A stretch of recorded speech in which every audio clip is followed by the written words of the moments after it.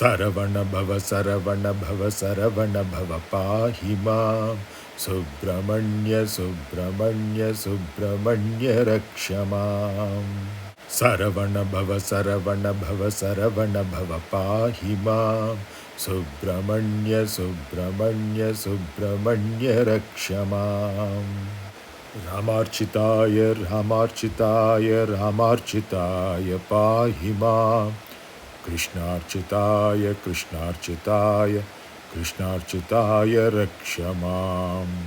Ramarchitaya Ramarchitaya Ramarchitaya pahi mam Krishnarchitaya Krishnarchitaya Krishnarchitaya Rakshamam. Aum.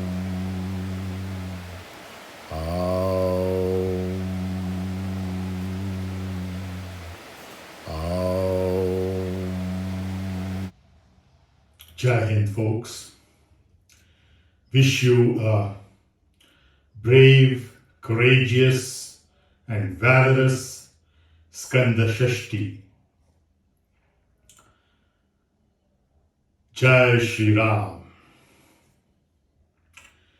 Jai Shri Krishna. You must be wondering, why am I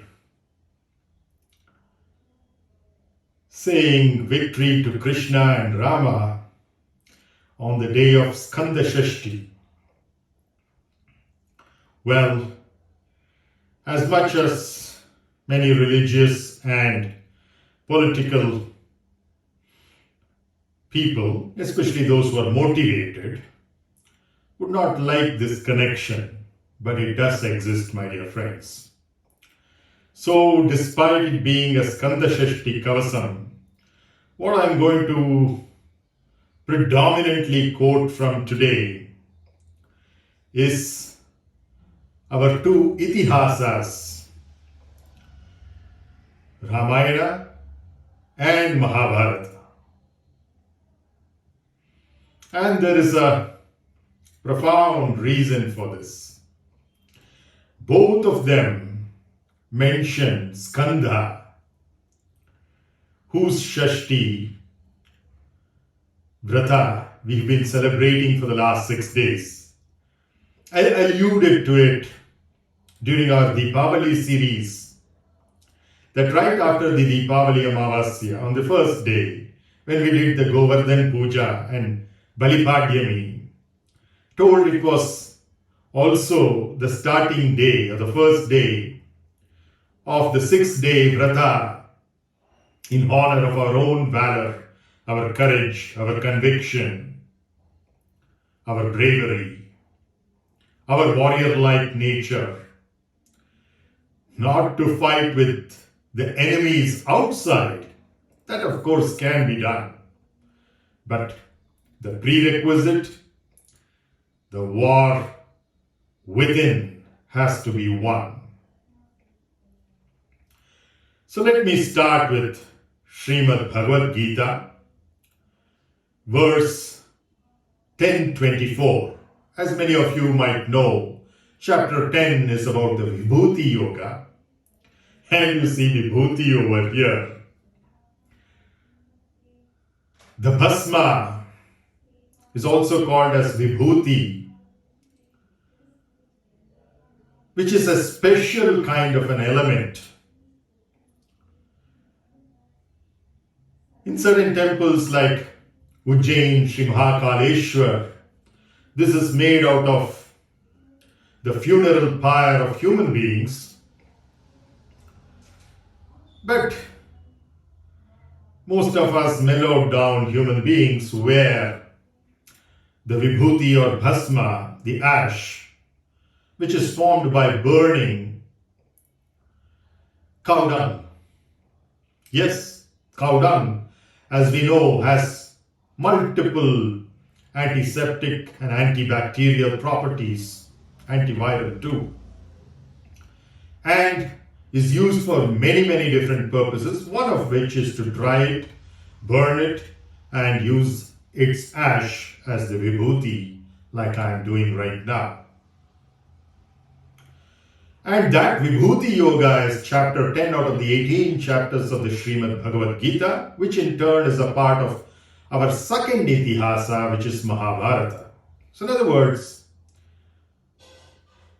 as of now, let's say the word skanda or the concept skanda is at least as old as 5,000 plus years, the time of Sri Krishna and the Mahabharata, penned by Ganapati on the dictation of Vedavyasa.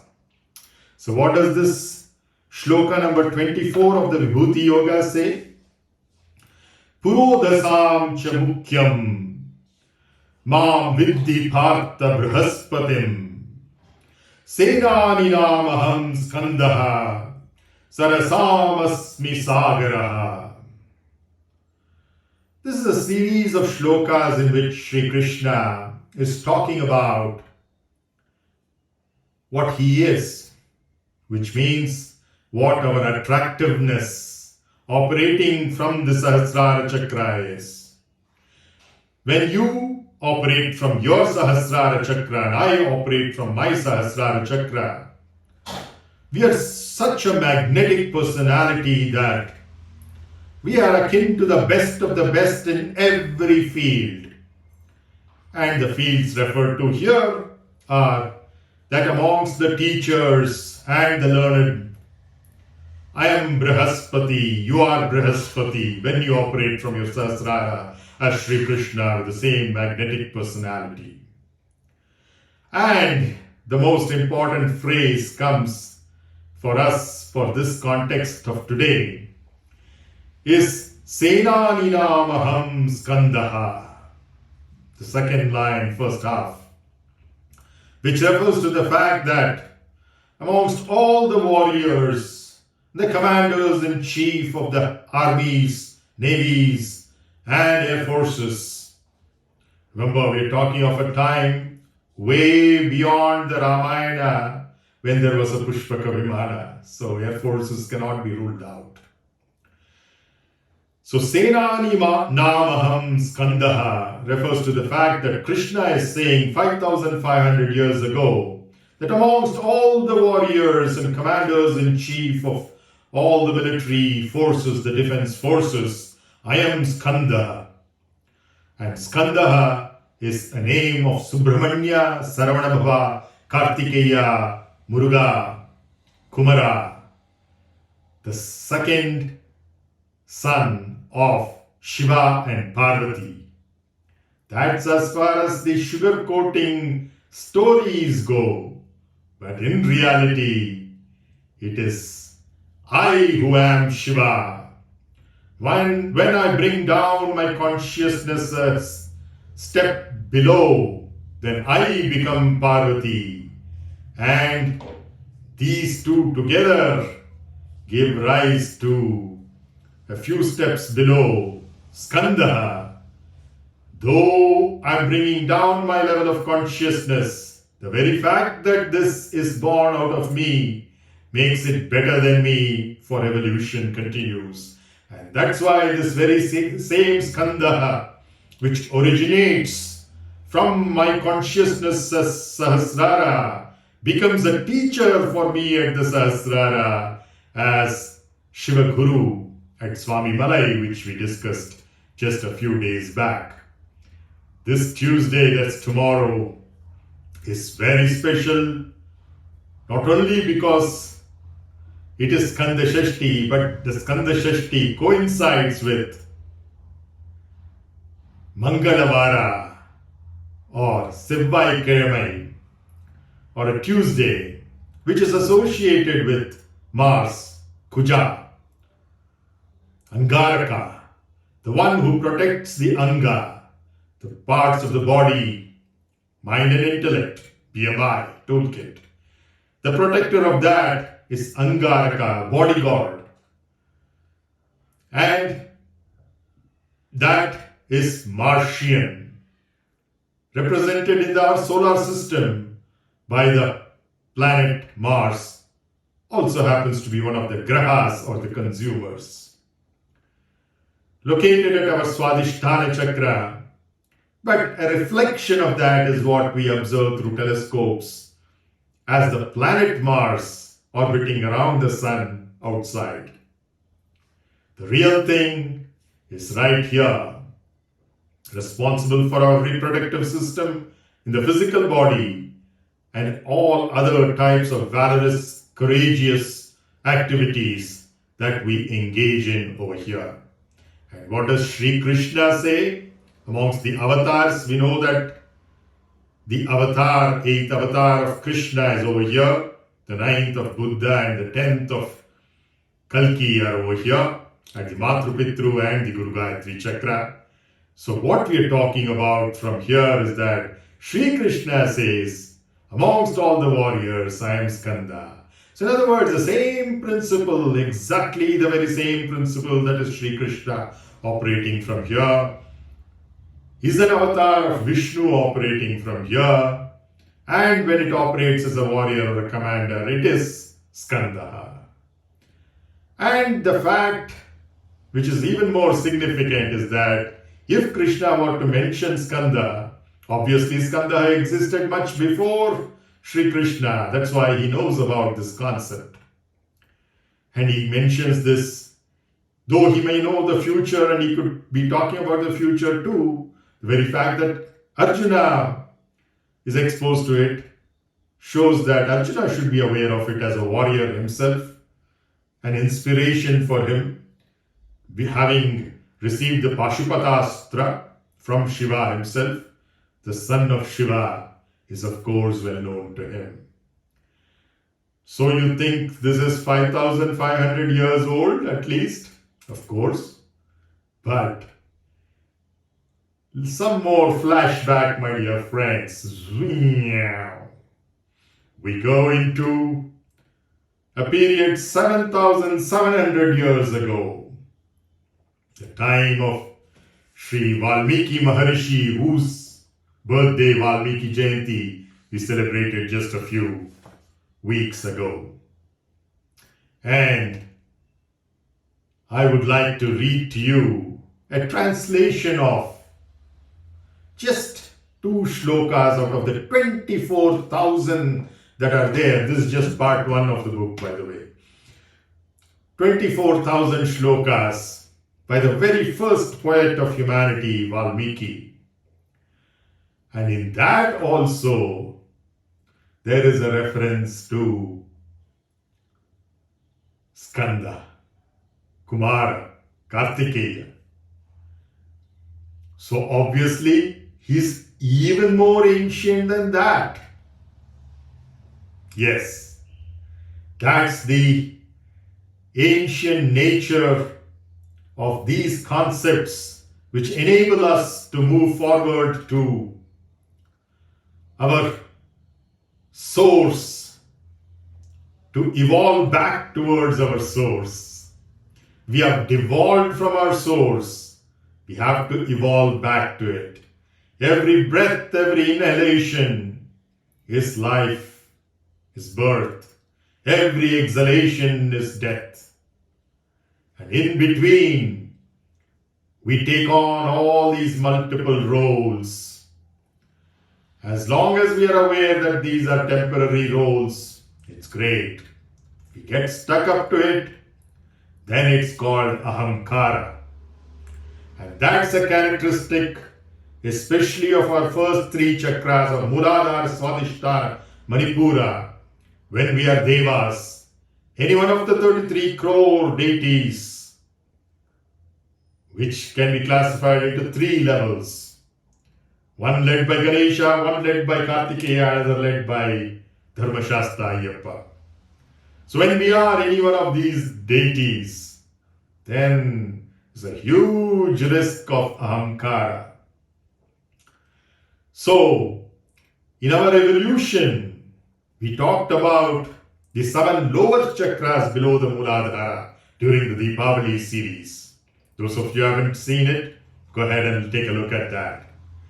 When we are operating from there, we have 2 qualities called Raga, Dvesha. Raga likes and Dvesha dislikes. And this raga or likes is what makes us indulge in sensual pleasures beyond the acceptable limits. And when we do that, we are asuras. Example of that from the ancient times is Tarakasura. And from a more recent time is Narakasura. Remember, we celebrate Naraka Chaturdashi. I talked to you about Narakasura, who was decimated by his own mother and father from a previous life. That is Bhuma Devi and Varaha taking on the form of Shri Krishna and Satyabhama. That Narakasura is an example of an asura who is an example of our raga or likes. Our likes, when we are operating purely out of that likes, raga, which also is, in a sense, is moha, then we have that possessiveness. And therefore, that is the asura that we are trying to decimate. Tarakasura is an example, Narakasura is an example. Now let's talk about this. It's not enough to destroy the likes, because likes come with a polarity, opposite polarity of dislikes as well. And that is dvesha. Dislike, to use a mild word, but hatred, anger, all these things are associated with this. And we no longer call it an asura, which is raga, our likes. Our dislikes are given another name, again below the muladhara, one of the talas, all the way up to patala. But this is called as rakshasa. Many people get confused between asura and rakshasa. They are not one and the same. Asura is more into raga or likes, and rakshasa is more into dvesha or dislikes, hatred, anger, and violence, himsa. And examples of that are from the past. Ravana is a rakshasa who grabbed the kingdom of his own brother Kubera and created so much of dishonor for women all the way from Rambha and Vedavati to Sita, and many other adharmic activities, including with Shiva, Parvati and Kailasha.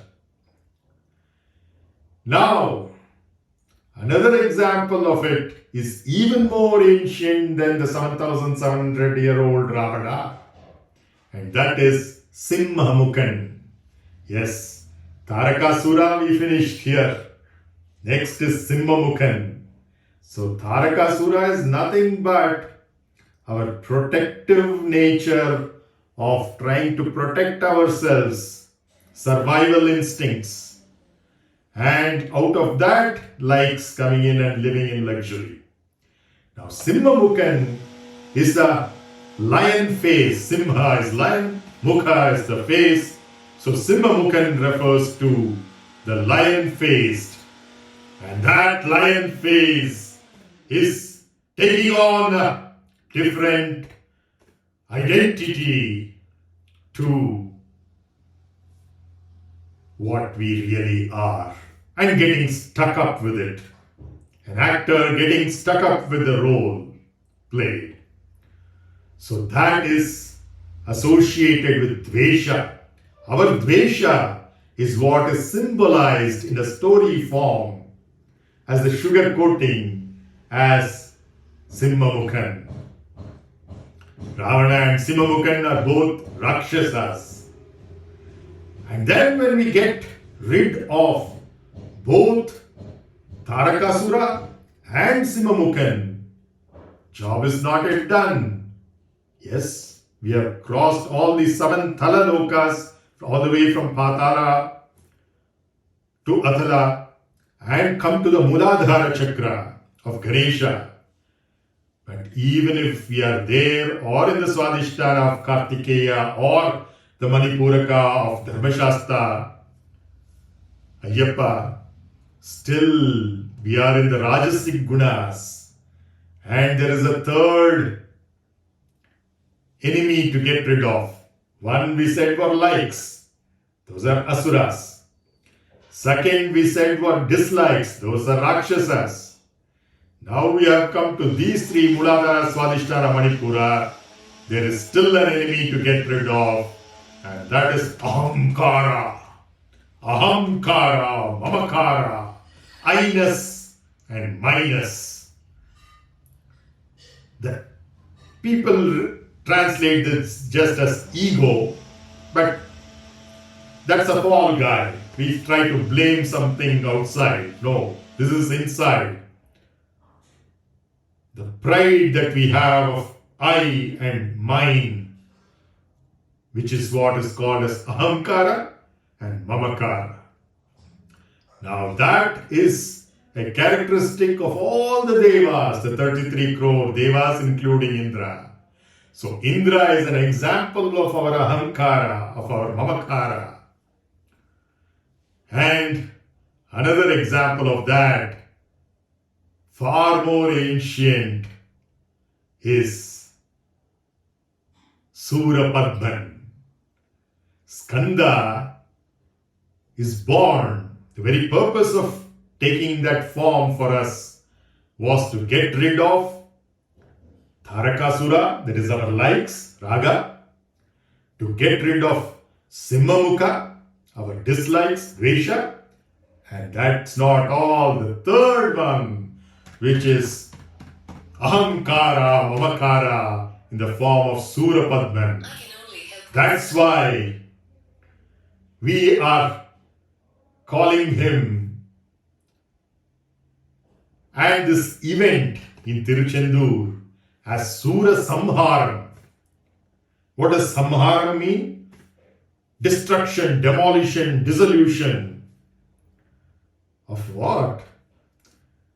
Not a-surā-samhāram, but sūra-samhāram.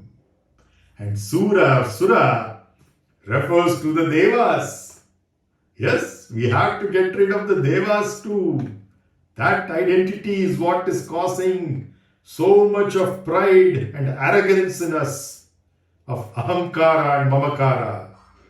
So just like raga was an asura, dvesha was a rakshasa, the aham-kārā is what we call as devas or surās. And that's why we say sūra-samhāram, to refer to the fact that we have to get rid of the devas as well, like Indra. And the symbolism here, in the case of the Skanda story, is of sūra-padman. And that's precisely what we shall look at. Kalidasa wrote a wonderful, beautiful poem, a drama, which is Kumara-sambhavam. That is an expansion of what Vālmīkī Maharishi had already written long, long ago in the bāla-kāNDé, in the very first chapter of the Vālmīkī rāmāyaN. And though Vālmīkī wrote it, this instance is about Rajarishi, Maharishi, Brahmarishi, Vishwamitra of the Kaushiki Gotra that I fortunately belong to. That Vishwamitra Maharishi is teaching the young lads Rāmā and Lakshmana. And we see that these two kids are told the story of Skanda. Of course, Rāmā, Lakshmana, Bharata and Shatrughna went to the school of Maharishi Vashishta, and Yoga Vashishta was imparted to Rāmā at a time of his despondency by Vashishta. So apart from those teachings, the other Brahma Rishi, who was a batanoyer or staunch enemy in his previous days with Vashishta, who eventually Vashishta himself had to accept as Brahma Rishi, was Vishwamitra Maharishi, and he also had a great role in the schooling of Rāmā and Lakshmana. That is, he said, when we are operating from Sahasrara, we were Krishna, the magnetic personality. When we are operating from our Agnya Chakra, we are Rāmā, the pleasant personality. And that Rāmā has received teachings from Vishwamitra in what is also Kumara-sambhavam. It's the same name which has been used by Kalidasa. And both these works, my dear friend, especially the Vālmīkī Maharishi Kavyam of Ramayana, 7,700 years old, and Kalidasa is also quite ancient. The Kumara-sambhavam are both in Sanskrit. The Skanda Purana, which is about 5,500 years old, is also in Sanskrit by Vedavyasa.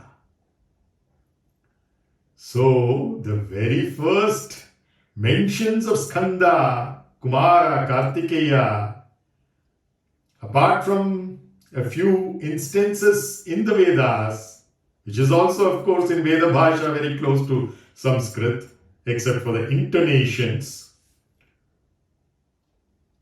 the Vālmīkī Ramayana which mentions it, and the Bhagavad Gītā of the Mahabharata which mentions it, are all in Sanskrit. And here we have the Dravidian politicians dividing and ruling not only the people but even the gods. Thankfully, like NTR happened to Andhra Pradesh and MGR happened to Tamil Nadu, luckily Rajkumar, who could have in a similar way happened to Karnataka, knew the dangers of doing this and separating people on the lines of language, region, caste, creed, religion was all wrong. And therefore, in spite of his immense popularity, kudos to Dr. Rajkumar for not taking the political line. But the sad plight has happened to a large extent in the other southern states, in particular the land of my mother tongue, Tamil Nadu. Very sad story indeed. Because they call murugā as Tamil kadavul, just to divide and drive a wedge between the Tamilians and the rest of the country. This will never be allowed by the Sanatana Dharmis. We are one and have been one and will be one forever. However much they may try to divide and rule us. And it is with this intent that I am reading to you an English translation of the beautiful Sanskrit verses of Maharishi Vālmīkī, which in actuality contain what Vishwamitra taught to the youth, Rāmā and Krishna, in terms of Kumara, Kartikeya, Muruga's story, in which the veil, the weapon, plays a very, very critical role. Yes, this is the veil. You see in this an inscription of the Tamil character for Aum with A and over there, together making it Om. The O itself in turn, of course, is A and U, and then the And this though looks like a sharp weapon, is actually an internalizing weapon. This is nothing but Brahma Vidya and Yoga Shastra. Every chapter of the Śrīmad Bhagavad Gītā, in fact, ends with Brahma Vidya, Yoga Shastra, and gives the name of the chapter. Like this chapter was the vibhūti yoga that I quoted a shloka, 24th shloka from. And Brahma Vidya is the theory part, the philosophy, and Yoga Shastra is the practical part, the ritual involved, the way in which we execute those theories. And this is both the Brahma Vidya and the Yoga Shastra, the theory and the technique. And it's essentially the ultimate wisdom. And this ultimate wisdom, like any other intellect, has to be sharp. And that's why you see this edge, this pointed end of the veil on the top. It is referring to a sharp intellect in order to logically and rationally decipher all the knowledge that there is. To gain the depth of knowledge in the particular areas that we are focused on and most interested in, or which is most necessary for the society around us, which we need to contribute, because there are not many others who are there to contribute that area. So depth and breadth. You see, this is not just ending like a pointed javelin or a spear. This is a veil. It is deep and it is broad.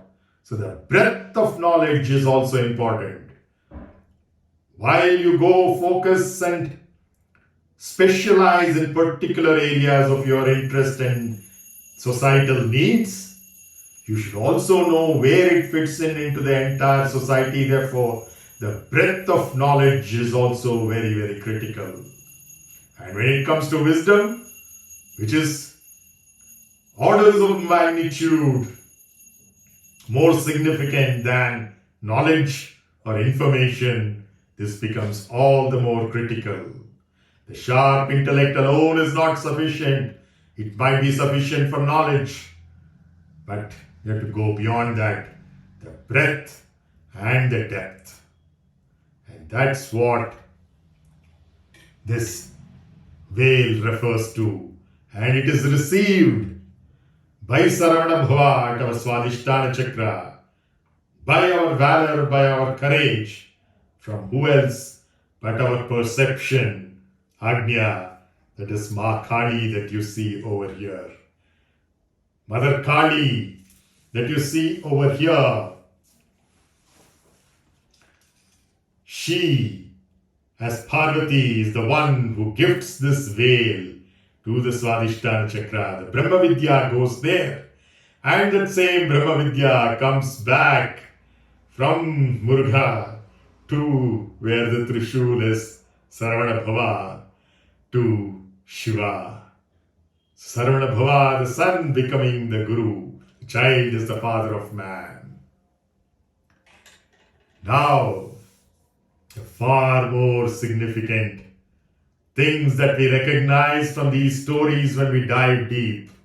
But just plain philosophizing puts off many people. So let's dive into the story of RāmāyaN, bāla-kāNDé, just 2 of the 24,000 shlokas. Listen on. So this is 36th verse of the bāla-kāNDé of RāmāyaN of Vālmīkī Maharishi. And the summary is that gods interrupt the amorous pastimes of Lord Shiva and his consort, Goddess Uma. That's our own nothingness and our own ability to peak in celebration. on which she, that is I, you and we, curse the gods, including Mother Earth. So you see, the gods or devas need to be cursed by us sometimes when they, instead of enabling our evolution, come in the way of it. And that's an example over here. So sage Vishwamitra, having concluded his speech, both the heroes, Sri Rama and Lakshmana, hailed with joy the story of the two daughters of Himavan told by him, and spoke as follows to Vishwamitra. Because the previous one is also about Uma and others. I'm not going into that details. There's so much about Parvati, Shiva and their son Kartikeya in the Ramayana, my dear friends. And unfortunately, even amongst the Hindus, there are some who follow the divide and rule policy of Vaishnavas against Shaivas. This is ridiculous, because when we are operating from the Anahata Chakra, we are Vaishnavas, every one of us, Sanatana Dharmis. And when we are operating from the Agnya or Sasrara, or even from that, for that matter, from the Muladhara or Swadhishtara, we are Shaivas. And in fact, Adi Shankaracharya, who established 6 schools of thought, included one for Ganapatyas and Kaumaras as well, apart from Shaktas, Vaishnavas and Shaivas, the other being sūras, the one who follow the sun as the ultimate. So you see, every one of these chakras is taken care of. And that Kaumara Tattva is what the Subramanya Bhujangam is all about. The very same tiru-send-ūr on the ocean banks, the Indian Ocean, the Bay of Bengal, where Adi Shankaracharya himself went to the tiru-send-ūr temple and sang this wonderful song in the Bhujangam meter. Almost like a snake this goes, this particular poem. Maybe I'll bring that forth to you one of the days. It's been one of my dreams. The Subramanya Bhujangam's Advaitic interpretation for you all. And this is one of the rare temples of murugā, which are ancient but not on a hill. Most temples of murugā are on a hill, which are very popular or ancient. The Arupadai Veedu, as we call it, the 6 great army-like houses of our own valor and courage, of which 5 are on top of hills. This one, actually supposed to be the second in that list, is actually on the seashore. And this tiru-send-ūr temple, and actually the Garbhagudi or the Sanctum Sanctorum, and the deity within it is actually below sea level. Yes, a basement and underground. Not by too much, but definitely below the sea level.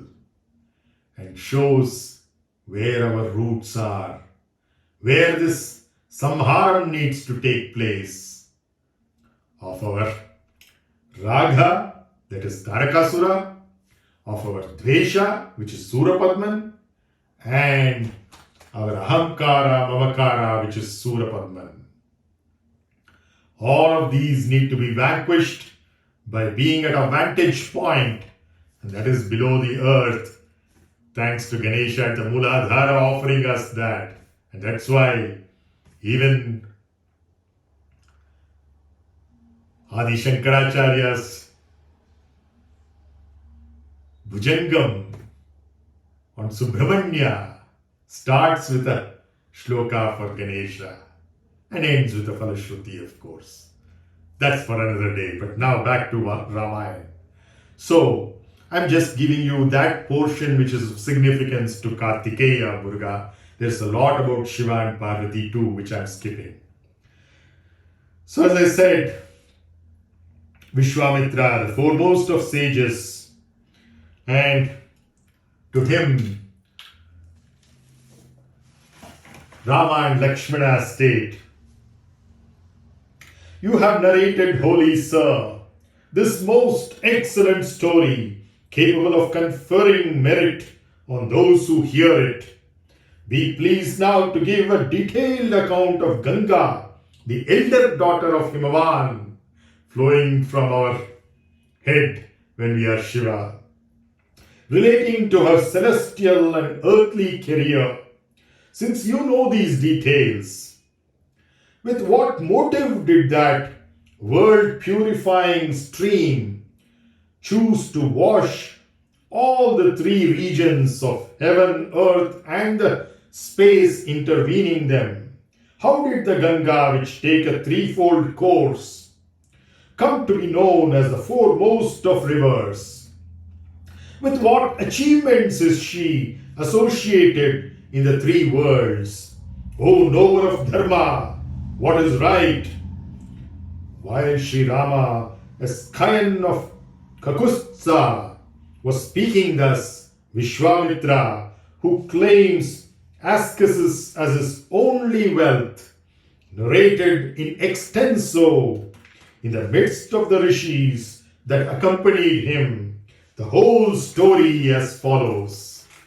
This is the story of how the background for Kartikeya to be born is established. So, seeing goddess Parvati by his side, O Rama, Lord Shiva, who bears a blue patch on his throat, nay, who is noted for his great asceticism and had just married Uma, devoted himself to the delights of conjugal bliss. That's our own nothingness and its power in conjugal bliss. See what a beautiful poetic way of stating our own various levels of evolution and how they interact with each other. It's amazing. 100 celestial years, equivalent to 36,000 human years, rolled past the all-wise Lord Shiva, the supreme deity, while he sported with his spouse. Neither any son nor any daughter was, however, born of her. How could they? They are of a different species altogether. O Rama, this is Vishwamitra Maharishi speaking to Rama. O Rama, the charioteer of foes, all the gods with Brahma, the progenitor of the entire creation, that is our own creativity when we are operating from the Vishuddhi Chakra, Brahma, as their leader, girded up their loins to stop the amorous sport. For they said to themselves, "Who will be able to bear the glory of the offspring that is born of this divine lady?" Approaching him and falling prostrate before him, all the gods addressed to him the following prayer. This is to Shiva. O Supreme Lord, the adored of all gods, devoted as you are to the good of this universe, be pleased to extend your grace to us, gods, in response to our prostrations. The worlds or their denizens will not be able to bear your glory in the shape of your progeny. O chief of gods, therefore, rich as you are in asceticism in the form of oneness with Brahma, desist from enjoying the delights of connubial bliss and practice austerities along with your divine consort Uma. for the welfare of all the three worlds, which is your chief concern, pray, retain your vital energy in your own glorious self, brahmacharya, and thereby preserve all these worlds from destruction, for the son that will be born to you and Uma will be extremely glorious and will burn all the three worlds. Pray, do not bring about the extinction of the worlds. These words sometimes like pray, worship, etc. are added by not so well-versed translators who tend to relate to the way the English-speaking public would receive it and therefore use certain terminologies from Christianity, etc. So let's ignore that and focus on the basic aspects of the story. Because I'm not reading it in the Sanskrit, just the English translations, because that's what most of us in this audience understand. So hearing the remonstrance of the gods, Lord Shiva, the suzerain Lord of all the worlds, said, Amen, which is nothing but Aum. And therefore, just like Amin in Islam, Amen or Amen in Christianity, it's Aum here. And further addressed the following words to them all. So this is we as our own nothingness, Shiva, speaking out.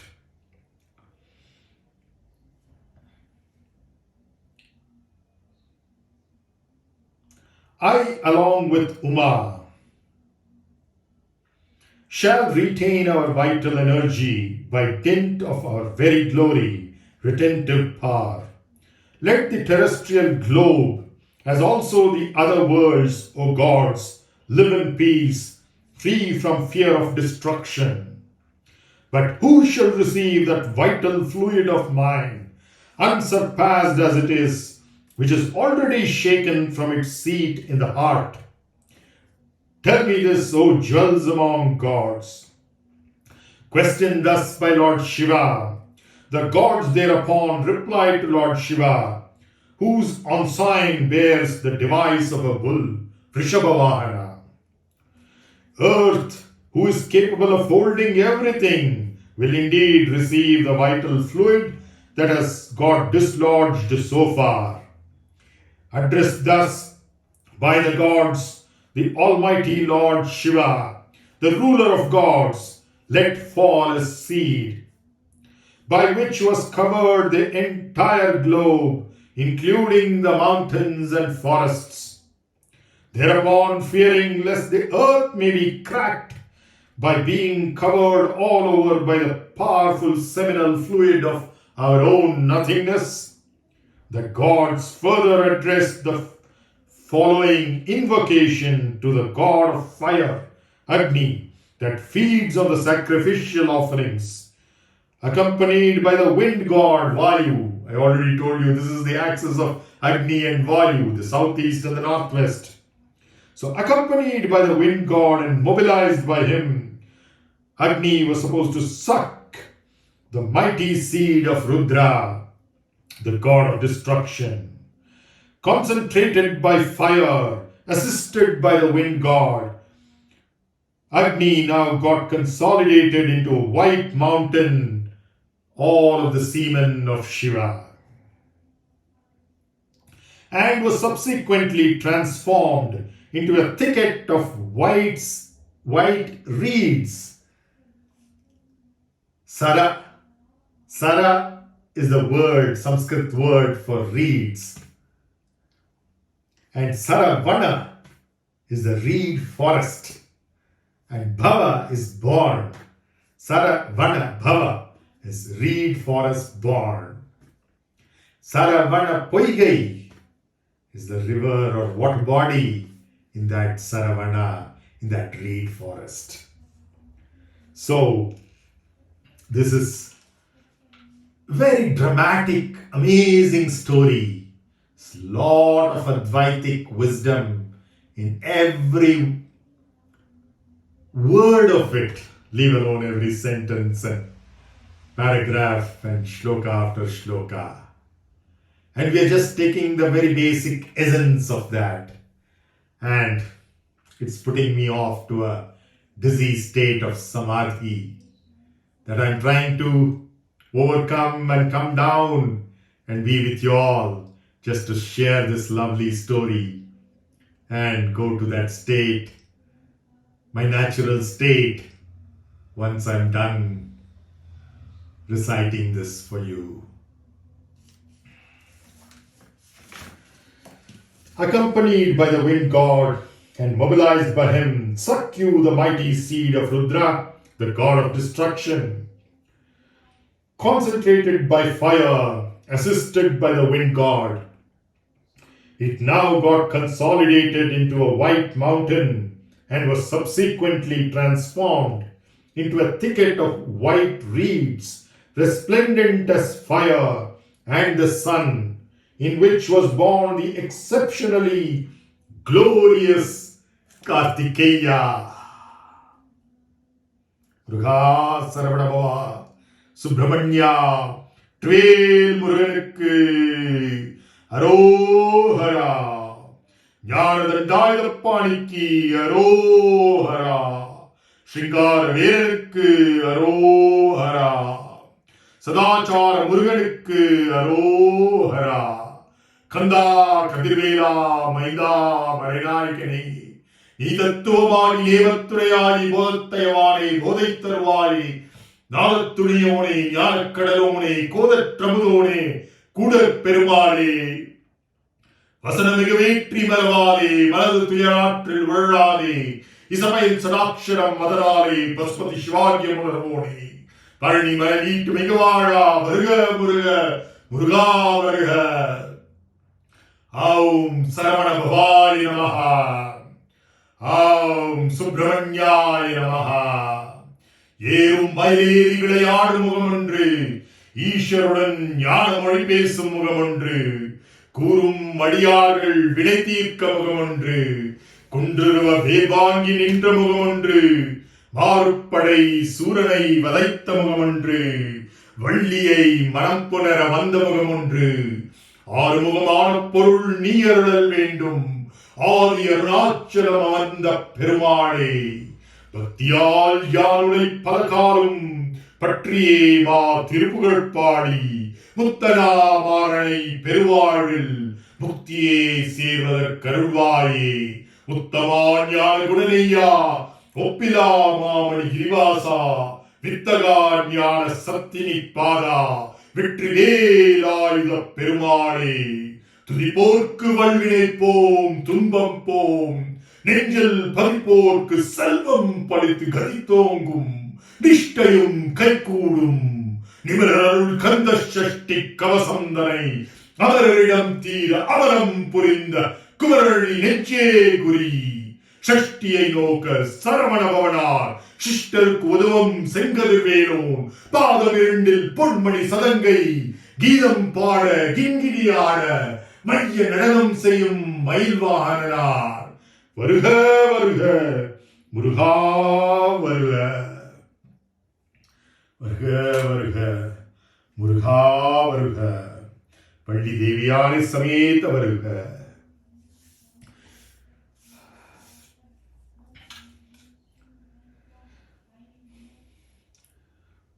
So exceptionally glorious Kartikeya, so called because he was suckled later on by the deities presiding over the group of stars known by the name of Kritika, which is one of the two nakshatras which is owned by both a Martian house of Mesha or Aries and a Venetian house of Taurus or Rishabha. The other being the birth star of Kartikeya Murugā, which is vi-śākhā nakshatra, happens to be Adiyan's nakshatra as well, mine.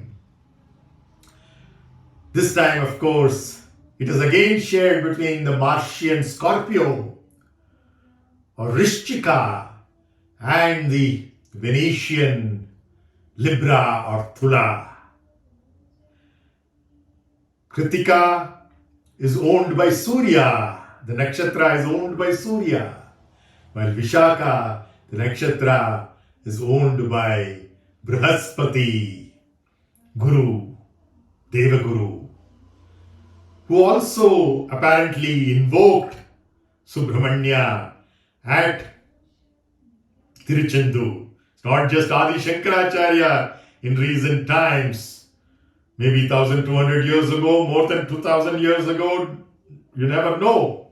There is controversy regarding the birth of Adi Shankaracharya and that it has been pushed forward by vested interest to 2200 years ago, but it could have been much before that, as according to the details at the mathas which have been established by him. Well, that's a story for another day. Coming back, Kritika.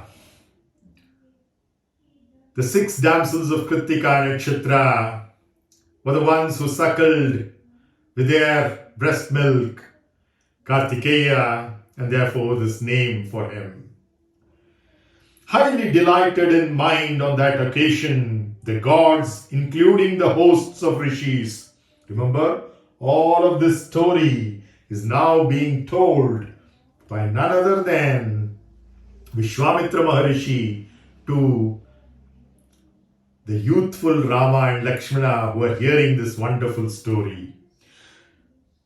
Vishwamitra says, highly delighted in mind on that occasion, the gods, including the hosts of rishis that accompanied them, now profusely worshipped Uma, and even so Lord Shiva.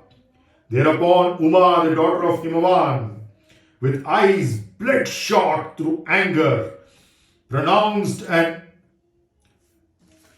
imprecation on all gods and angrily addressed them as follows. Since I, who was united with my spouse Shiva, our own nothingness, with the desire of getting a son, have been deterred from the act by you, you shall no longer be able to beget an offspring through your respective consorts either. Let your wives remain issueless from this very day. Having addressed all the gods, that means our Rajasic Gunas, that means we operating from Muladhara, Swadhisthana and Manipura cannot have children according to that curse of Uma if it had stayed on. Having addressed all the gods as aforesaid, she cursed earth too, because the earth was the one who received Shiva's seminal fluid, and eventually it accumulated into a mountain of reed forest. So Uma is cursing Bhuma Devi, Mother Earth. You will have a multiform surface, not a flat surface, but a multiform surface, O Earth, and shall have many masters. That's why both Varaha and Hiranyaksha, that very time, Narakasura was born, eventually to be killed by another form of Mother Earth, Satyabhama. So having addressed all the gods as aforesaid, she cursed the earth too. You will have a multiform surface, O earth, and shall have many masters. Agitated by my curse, nor shall you enjoy the delight of having a son.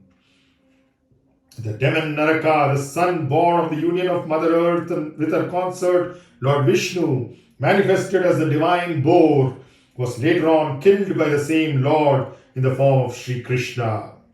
O highly evil-minded lady, Uma says to Bhuma.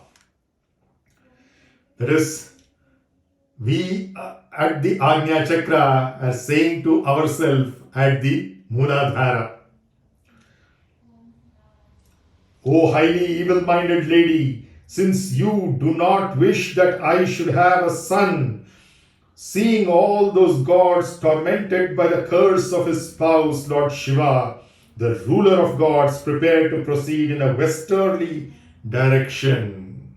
The Varuna Mulai or Shanishchara Mulai, the supreme divinity, took to asceticism along with his consort on the summit called Himavat Prabhava in the northern wing of the celebrated mountain Himalaya.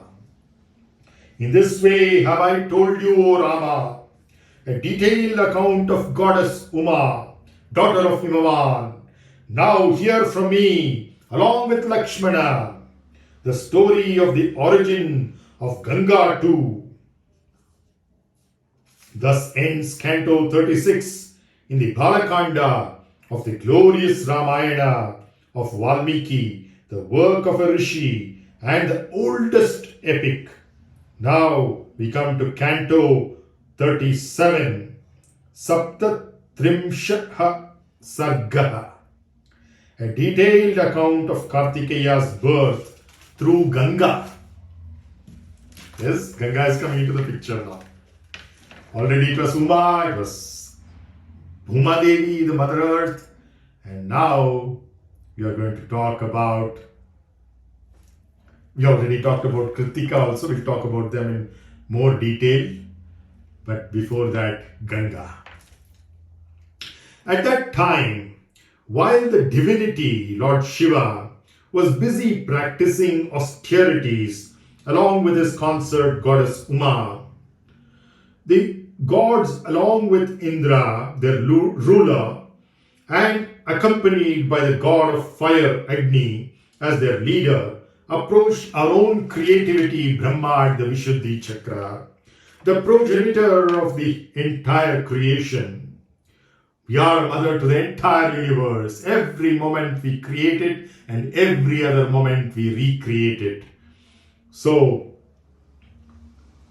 seeking to secure a commander for their forces, the Devas wanted an army chief. Falling prostrate before him, all the gods, including Indra, in other words, our Rajasic Gunas from the Muladhara, Swadhisthana, Manipura, come and prostrate to us, our own creativity, at the Vishuddhi Chakra and say, falling prostrate before him, all the gods, including Indra and accompanied by the god of fire as their leader, thereupon addressed the venerable Brahma as follows. O Rama, says Vishwamitra Maharishi, the delighter of gods, resorting to supreme asceticism, the Almighty Lord, our own nothingness Shiva, O glorious one, by whom a commander for our forces was vouchsafed in the form of seed some time back, is practicing austerities along with goddess Uma, his consort, right there in our own patience and perseverance. Pray accomplish what should be done next in this connection with the intention of doing good to the worlds. O knower of expedience, since you are our supreme resort, hearing the submission of the gods, Brahma, the progenitor of the whole universe, addressed the following words to the gods, comforting them with sweet assurances. What Brahma, our own creativity, is telling to our Rajasic Gunas, the Devas. What has been uttered by Goddess Parvati, the daughter of Himavan, which is that you will have no progeny through your wives, must be true. There is no doubt about it. Once said, it's like an arrow being shot from the bow. It cannot be taken back. It's like a bullet which has left the gun, which cannot be taken back. For her imprecation is unobstructed. Here is the heavenly Ganga, through whom the god of fire will, by placing in her the seed of Lord Shiva, caused to be born a son capable of subduing his enemies, who will turn out to be the commander of the celestial armies. Ganga, the elder daughter of the king of mountains, will account him as her own son, and that belief of hers will be made much of even by Uma, her younger sister. There is no doubt about it. Satisfied to hear the above reply of Brahma and falling prostrate before him, our Rajasic Gunas prostrating to our creativity for this idea, creative idea. O scion of Raghu, says Vishwamitra Maharishi, and this whole thing is of course written by Vālmīkī Maharishi. O scion of Raghu, all the gods venerated our own creativity, Brahma, reaching the most excellent Kailasa, rich in minerals. O Rāmā, all the divinities urged the god of fire to produce a son fit to command the celestial armies. They said to him, accomplish this object of gods, O exceptionally glorious god of fire, Agni. Place in Ganga, the daughter of Himavan, the seed of Lord Shiva, born by you, the seed of our own nothingness, to be carried by Agni, which is at the Manipura chakra.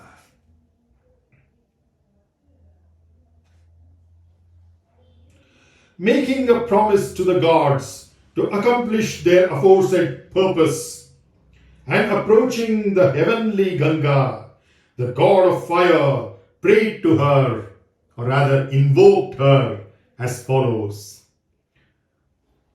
I invoke thee, Mother Ganga, place in yourself the seed of Lord of our own nothingness, Shiva, captured and retained by me, Agni, fire, at the Manipura. So already the seed has come from here, bypassing this where it should have gone to Parvati, instead to Agni, and Agni wants to deliver it at the Swadhisthana where the birth is going to take place at the waters of Ganga. Ganga, Yamuna, Saraswati, Sindhu, Kaveri, Narmada, Trupti, Godavari, Kavini, Svatika, Sarvanadi, Namo Namaha. Saravana Poigai, Siruvani, Tamara Bharani, Namo Namaha. Apo Jyoti Raso Amritam Brahma Bhur Bhuvaswarom. Apo Hishtamayo Bhuvastana Urje. Dadatanam Hiranai Chakshase Yovashyavatamo Ushatiriva Matara Tasmataranga Mamavo. Yasya Kshayaya Jinvata Apo Janayatachanaha. Apo Jyoti Raso Amritam Brahma Bhur Bhuvaswarom. Aum Yopam Pushpam Veda Pushpavan Prajavan Pashuman Bhavati. Yayevam Veda Yopam Ayatanam Veda Ayatanaman Bhavati. Chandramava Apam Pumsam Ayatanam Veda. Water plays a very critical role in the form of Ganga over here in this birth of Kartikeya, our own valor, courage, conviction, bravery, warrior-like nature. And so does Agni in transporting it all the way to here. So let's look at it. Now the story becomes even more specific to our man of the day, Kartikeya Murugā Saranavā Subramanya.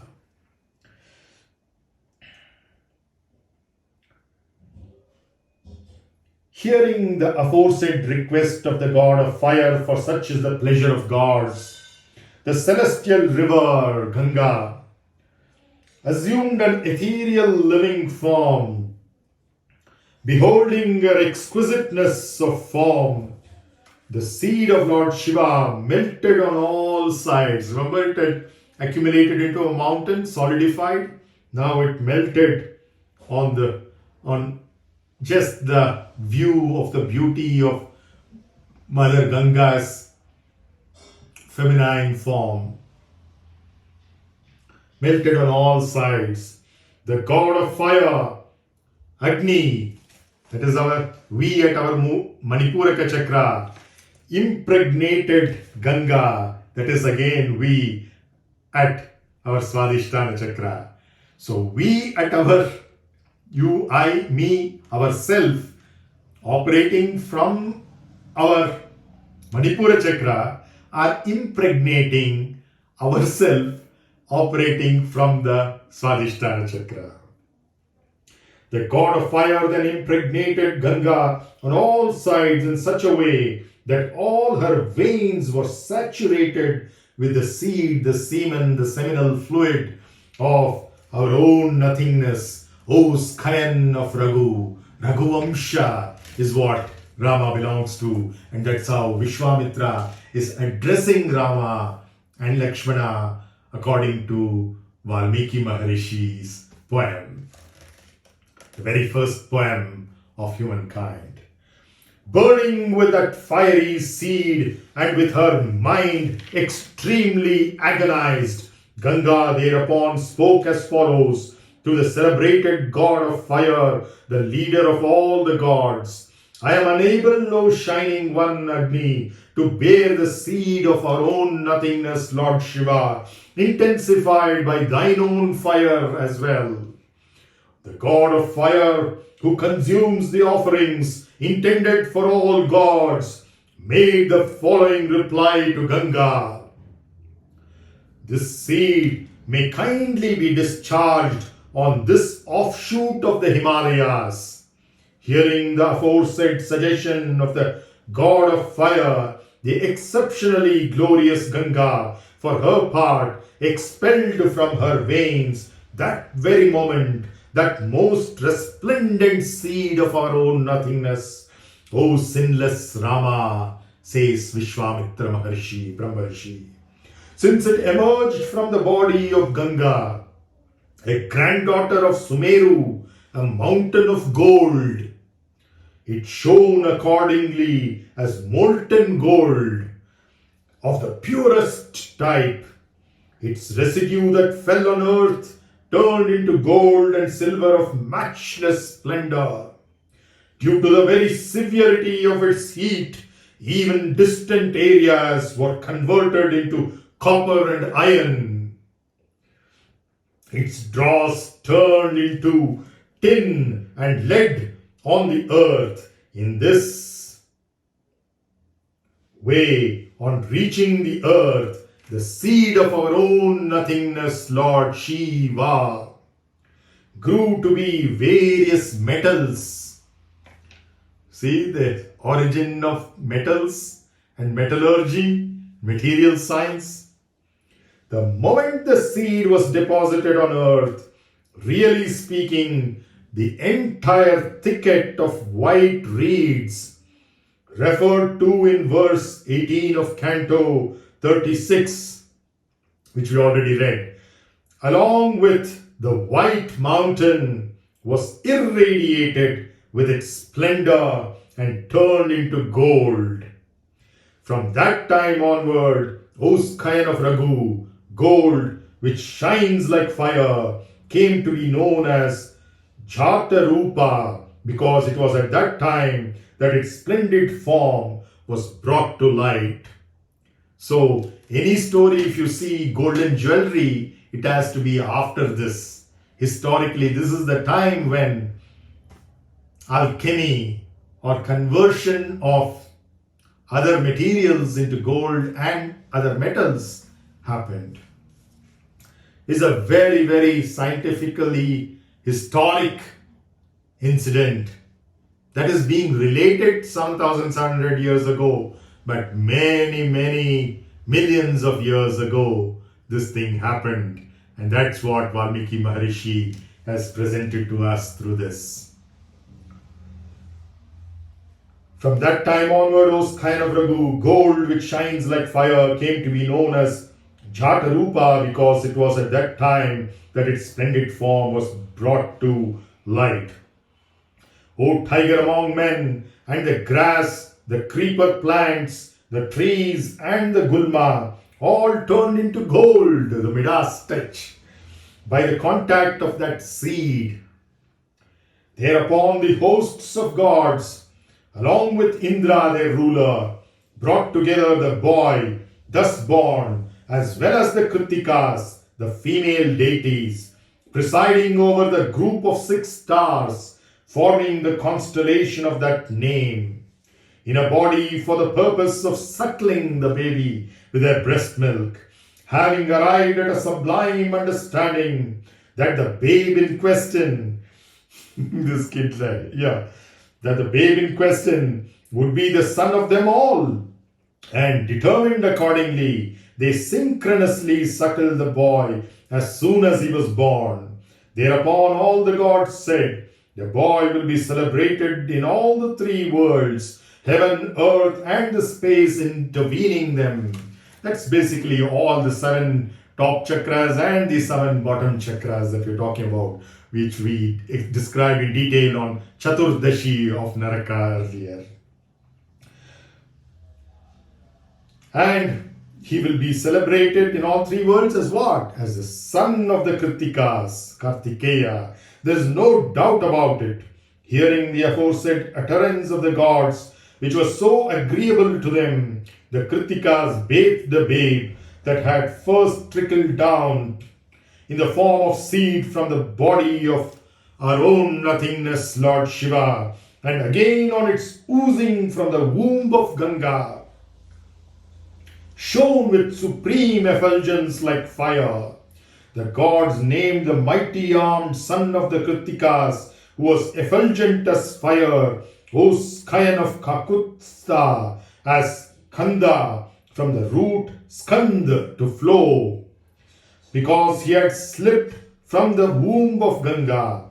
Then there appeared milk, excelled by no other milk, in the breasts of the Kritikas, and growing 6-faced, the babe suckled the milk flowing from the breasts of all the 6 together.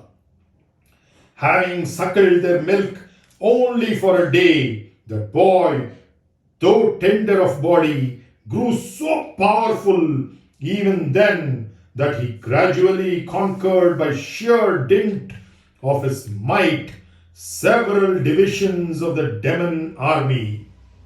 Meeting together all the gods, headed by the god of fire, then installed with due ceremony that exceptionally glorious boy as the commander of the celestial forces. In this way has been told by me, O Rāmā, a detailed narrative of the Ganga, as also the story of the advent of Kumara, son of Lord Shiva, which confers wealth as well as religious merit on the hearer as well as on the reader. Nay, a man on earth who is devoted to Kartikeya, whose scion of Kakutstha, which is Rāmā, bids fair to attain longevity and an abode in the divine realm of Skanda, along with his sons and grandsons. Thus ends Canto or Sargah 37 in the bāla-kāNDé of the RāmāyaN, the glorious RāmāyaN of Vālmīkī Maharishi, the work of a rishi and the oldest epic, the oldest poem. Jai Shri Ram, Jai Shri Lakshmana, Ram Lakshmana Janaki, Jai Bolo Hanuman ki, I am Atma Brahmana Kaya Mano Buddhi, Jai Bolo Maha Prana ki. So don't forget to see the live telecast of the sūra-samhāram from tiru-send-ūr in southern Tamil Nadu on many different Tamil channels. It will be live. It will be live on many YouTube channels as well. So get a feel for how the rituals are conducted, but far, far more importantly, imbibe all of that into yourself so that you can destroy your likes, which are the a-surās, destroy your dislikes, which are the Rakshasas, and come up to the Mūladhara, Swadhisthana and Manipura and destroy your aham-kārā or mama-kārā or i-ness and my-ness or the false identities as well. Om Saravana Bhavaya Namaha Murugā Kartikeya. Jai Hind. Shrimad Valmiki रामायणं बालकाण्डं षट्त्रिंशः सर्गः विश्वामित्रकृतं शिवपार्वती सुरतवर्णनं तत्सुरतस्य कालातीतत्वे देवानां याचनं तेन संक्रुद्धो माया देवानां धरण्याश्च शापः सेनापतिम् अभीप्सतां देवानां पितामह समीपे याचनं च उक्तवाक्ये मुनौ तस्मिन् उभौ राघवलक्ष्मणौ प्रतिनन्द्य कथां वीरावूचतुर्मुनिपुङ्गवम् धर्मयुक्तमिदं ब्रह्मन् कथितं परमं त्वया दुहितुः शैलराजस्य ज्येष्ठाय वक्तुमर्हसि विस्तरं विस्तरज्ञोऽसि दिव्यमानुषसम्भवम् त्रीन्पथो हेतुना केन प्लावये लोकपावनी कथं गङ्गा त्रिपदगा विश्रुता सरिदुत्तमा त्रिषु लोकेषु धर्मज्ञ कर्मभिः कै समन्विता तथा भ्रुवति काकुत्स्थे विश्वामित्रस्तपोधनः निखिलेन कथां सर्वामृषिमध्ये न्यवेदयत् पुरा रामकृतोद्वाहः शितिकण्ठो महातपाः दृष्ट्वा च भगवान् देवीं मैथुनायोपचक्रमे तस्य चक्रीडमानस्य महादेवस्य धीमतः शितिकण्ठस्य देवस्य दिव्यं वर्षशतं गतं न चापि तनयो राम तस्यामासीत् परन्तप सर्वे देवा समुद्युक्ताः पितामह पुरोगमाः यदि होत्पद्यते भूतं कस्तप्रतिसहिष्यति अभिगम्य सुराः सर्वे प्रणिपत्येदमब्रुवन् देवदेव महादेव लोकस्यास्य हिते रत सुराणां प्रणिपातेन प्रसादं कर्तुमर्हसि न लोका धारयिष्यन्ति तव तेजःसुरोत्तम ब्राह्मेण तपसा युक्तो देव्या सह तपश्चर त्रैलोक्यहितकामार्थं तेजस्तेजसि धारय रक्ष सर्वान्निमान् लोकान् नालोकं कर्तुमर्हसि देवतानां वचः श्रुत्वा सर्वलोकमहेश्वरः भाडमेत्यब्रवीत् सर्वान् पुनश्चेदमुवाचः धारयिष्याम्यहं तेजसैव सहोमया त्रिदशाः पृथिवी चैव निर्वाणमधिगच्छतु यदिदं क्षुभितं स्थानान् मम तेजो ह्यनुत्तमं धारयिष्यति कस्तन्मे ब्रुवन्तु सुरसत्तमाः एवमुक्तास्ततो देवा प्रत्युचुर्वृषभध्वजं यत्तेजक्षुभितं ह्यद्य तद्धरा धारयिष्यति एवमुक्तः सुरपति प्रमुमोच महाबलः तेजसा पृथिवी येन व्याप्ता सगिरिकानना ततो देवा पुनरिदम् ऊचुश्चापि हुताशनम् आविशत्वं महातेजो रौद्रं वायुसमन्वितः तदग्निना पुनर्व्याप्तं सञ्जातं श्वेतपर्वतं दिव्यं शरवणं चैव पावकादित्यसन्निभम् यत्र जातो महातेजः कार्तिकेयोऽग्निसम्भवः अत्तो मां च शिवं चैव देवाः देवासर्षिगणांस्तदा तथा पूजयामासुरस्यर्थं सुप्रीतमनसस्तदा अथ शैलसुता राम त्रिदशानिदमब्रवीत् समन्युरशपः सर्वान् क्रोधसंरक्तलोचना यस्मान् निवारिता चाहं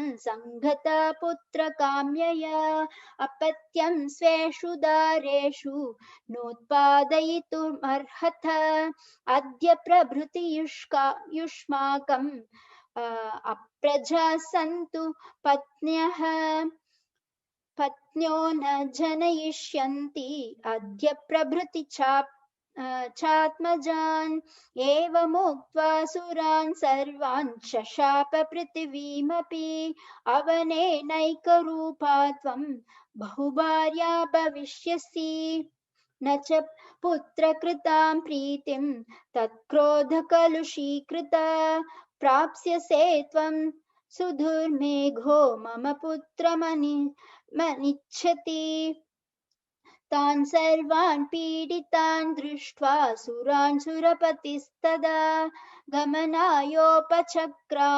दिशं वरुणपालितां स गत्वा तप आतिष्ट्वा पार्श्वे तस्योत्तरे गिरेः हिमवत् प्रभवे शृङ्गे सह देव्या महेश्वरः येष ते विस्तरो राम शैलपुत्र्या निवेदितः गङ्गायाः प्रभवं चैव शृणु मे सह लक्ष्मण इत्याशे श्रीमद् रामायणे वाल्मीकिये आदिकाव्ये बालकाण्डे षट्त्रिंशः सर्गः रामायणं बालकाण्डं सप्तत्रिंशः सर्गः विस्तरेण कार्तिकेयोत्पत्ति वर्णनम् तप्यमाने तदा देवे सेन्द्राः साग्निपुरोगमाः सेनापतिम् अभीप्सन्तः पितामहमुपागतम् ततो ब्रुवन् सुराः सर्वे भगवन्तं पितामहं प्रणिपत्य सुरा राम सेन्द्राः साग्निपुरोगमाः येन सेनापतिर्देव दत्तो भगवता पुरा स तपः परमास्थाय तप्यते स्म सहोमया यदत्रानन्तरं कार्यं लोकानां हितकाम्यया संविधत्स्वविधानज्ञ त्वं हि नः परमागतिः देवतानां वचः श्रुत्वा सर्वलोकापितामहः सान्त्वयन् मधुरैर्वाक्यैस्त्रिदशानिदम् अब्रवीत् शैलपुत्र्या यदुक्तं तन्न प्रजास्वासु पत्नीषु तस्या वचनमक्लिष्टं सत्यमेव न संशयः इयमाकाशगङ्गा च यस्यां पुत्रं हुताशनः जनयिष्यति देवानां सेनापतिमरिन्दमम् ज्येष्ठा शैलेन्द्रदुहिता मानयिष्यति तं सुतम् उमायास्तद्बहुमतं भविष्यति न संशयः तच्छ्रुत्वा वचनं तस्य कृतार्ता रघुनन्दन प्रणिपत्य सुराः सर्वे पितामहमपूजयन् ते गत्वा परमं राम कैलासं धातुमण्डितम् अग्निं नियोजयामासुः पुत्रार्थं सर्वदेवताः देवकार्यामिदं देव समाधस्त्व हुताशन शैलपुत्र्यां महातेजो गङ्गायां तेज उत्सृज देवतानां प्रतिज्ञाय गङ्गामभ्येत्य पावकः गर्भं धारय वै देवी देवतानामिदं प्रियम् इत्येतद्वचनं श्रुत्वा दिव्यं रूपमधारयत् स तस्या महिमां दृष्ट्वा समन्तादत् अवशीर्यत समन्ततस्तदा देवीमभ्यासिञ्चत पावकः सर्वस्त्रोतांसि पृर्णानि गङ्गाया रघुनन्दन तमुवाच ततो गङ्गा सर्वदेव पुरोगमम् अशक्ता धारणे देव तेजस्तव समुद्धतम् दह्यमानाग्निना तेन सम्प्रव्यतित चेतना अत ब्रवीदिदं गङ्गां सर्वदेव हुताशनः इह हैमवते पार्श्वे गर्भेयं सन्निवेश्यतां श्रुत्वा त्वग्निवचो गङ्गा तं गर्भमतिभास्वरम् उत्ससज्ज महातेजस् स्नोतोभ्यो हि तदा नघ यदस्या निर्गतं तस्मात्